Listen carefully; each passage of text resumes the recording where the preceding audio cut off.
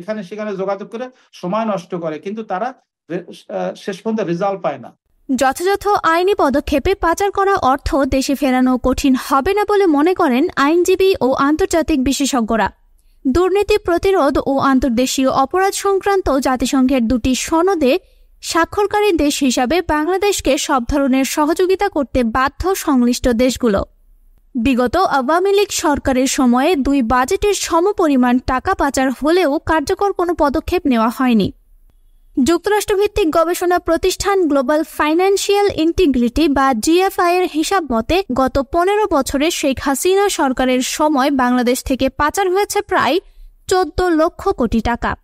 বিশেষজ্ঞদের পরামর্শ, এই অর্থ দেশে ফেরাতে সরাসরি অর্থ মন্ত্রণালয়ের অধীনে দক্ষ ব্যক্তিদের নিয়ে কমিশন বা টাস্ক ফোর্স গঠন করার, পরে দেশীয় আন্তর্জাতিক গোয়েন্দাদের সমন্বয়ে পাচারের গন্তব্য, অর্থের পরিমাণ সহ প্রয়োজনীয় তথ্য সংগ্রহে নিতে হবে আইনি পদক্ষেপ।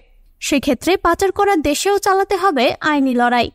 সৌদি আরবের কিং আব্দুল আজিজ ইউনিভার্সিটির অধ্যাপক ডক্টর মাসুম বিল্লাহ পাচারকৃত অর্থ ফেরত আনতে পলিটিক্যাল বা ডিপ্লোম্যাটিক ইন্স্যুরেন্সের মাধ্যমে, অ্যাম্বাসির মাধ্যমে এখানে সেখানে সময় নষ্ট না করে লিগ্যাল ফ্রেমওয়ার্ক বা লিগ্যাল যে প্রসেসিং তা অনুসরণের কথা বলেন। বাংলাদেশ এ সংক্রান্ত জাতিসংঘের 2টি কনভেনশনে স্বাক্ষরকারী দেশ হিসাবে আন্তর্জাতিক সব আইনের সুবিধা পাবে বলেও জানান আইনজীবীরা।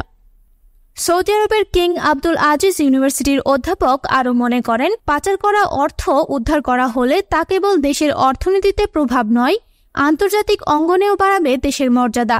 মালয়েশিয়া, নাইজেরিয়া, ভারত, পাকিস্তান সহ বিভিন্ন দেশের কোটি কোটি ডলার পাচার করা অর্থ ফেরানোর আইনি পদক্ষেপের কথাও জানান এই বিশেষজ্ঞ।